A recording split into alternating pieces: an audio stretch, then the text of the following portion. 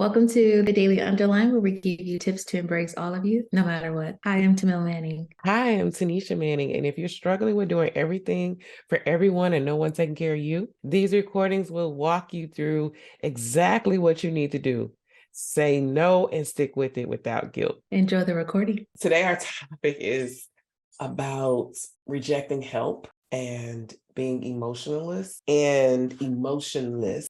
And so today I was listening to, there's tapes on from our ancestors who were enslaved, and they were giving it's good to listen to their recordings about slavery and the things that they had to endure.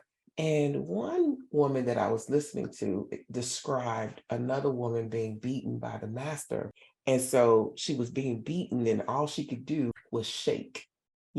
And so it just kind of let me know that some of us as Blacks, as we honor Black History Day month, that we haven't had the environment to embody our emotions, to actually welcome them in. And so we kind of think that it's a part of us, like, to tell ourselves, hey, stop crying, be strong.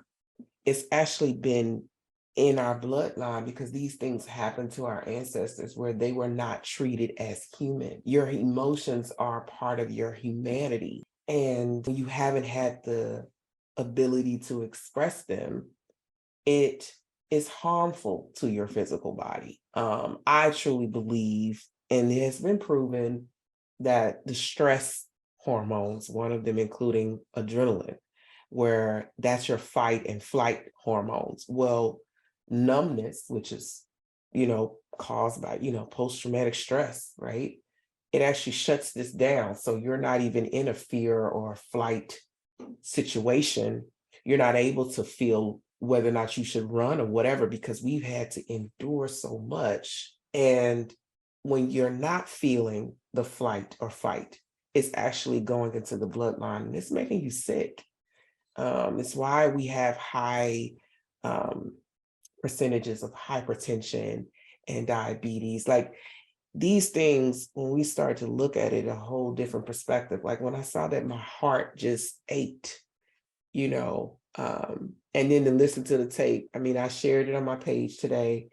Listen to the tape, and the tape tell me the guy is saying, the white man wants to say, and I'm not going against any of my Caucasian brothers and sisters out here, but the master actually told this female, not the female, but the male, like, I'm going to give you the right to be human. He's like, you don't give us that right. You don't give us the right to be human. We're human the day we're born. And so we just haven't been seen. So I took a long time, but I just wanted to kind of talk about our emotions, y'all. It's not a coincidence that it's like we're naturally shutting down, or we feel like we don't have the time to feel and we got to keep going and keep going. It's actually been in us from our ancestors who didn't have the opportunity to cry out because somebody was just beating them and treated them like they were not human. Your emotions are connected to your humanity. So I wanted to give you that. And never mind, back there, I am still moving and unpacking, y'all. I know y'all see my stuff. I pass it on to my partner. Yes, I honestly I agree. I think that it is monumental sometimes, and it's also painful too. It's like sometimes I physically can't watch the trauma from like what our ancestors endured, and sometimes it's hard to watch it. But sometimes I think it's very educational to experience to kind of like feel what they experience, so we can be more aware within the to-dos and not to-dos. And the do's in this situation would be to allow ourselves to feel our emotions. And that's something that is a lesson within itself, that if you don't allow yourself to feel, it's very hard to heal and maintain life as is. And as life progresses, it gets harder and harder. So you want to be able to understand your emotions. And as a survivor of sexual abuse and suicide, I've learned, and an empathetic person, I've learned that my emotions are kind to me.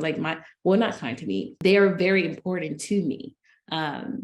And they are they are very important to me because they're my alarm system. And when I had to figure out, and I was going against doctors, guys. I was going against doctors. I was going against teachers because I told them I wanted to understand my emotions. They thought I was crazy. They thought it was like, why do you want to go to, like, just take this pill? But I was like, it's vital to understand your emotions, because when it comes back again, you're gonna up my dosage, but it's still not going to solve the problem. It's going to mask the problem, and then it's going to cause other problems. And so I really think that it's so vital. And this is something I've learned from my family, as well as in mental health and all the things that your story may not make sense to anyone else. Like when I talk to doctors or talk to people, my story does not connect with other people. They'd be like, no, you should do this, you should do this.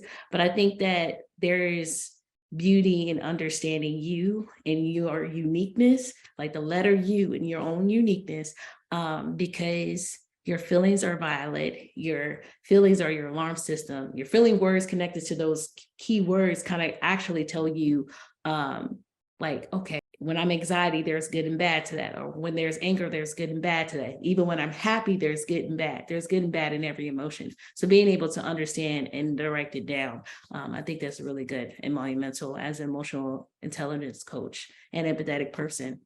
I think my emotions are kind and amazing to me, even when they feel bad. So, yeah. So I think that that's good. I also just want to come back and just tell you that your emotions are you. It's a part of your soul. It's connected to you. And for so many years, we were not allowed to express them. So they were torn from us and torn from our humanity. So get them back, y'all. And that's the point of what we're trying to do. We're trying to not discount the medical doctors and medications. Sometimes, I mean, our patients, their patients, they need the medication for a period to help them get over it and get to the point where they can feel. But your emotions are yours, and God made you with them. I hope you enjoyed that recording. Repression of emotions causes stress, which has been a proven factor in breast cancer, and we don't want that to be you. I myself have battled it twice. The latest stage was stage 4, and now I am living and thriving. Don't miss out on the next class. Sign up and register in the link below in the comments. Please subscribe so we can continue to get the message out to those that are in need. Remember, the Daily Underline is your lifeline. Until next time, my friends. Bye-bye.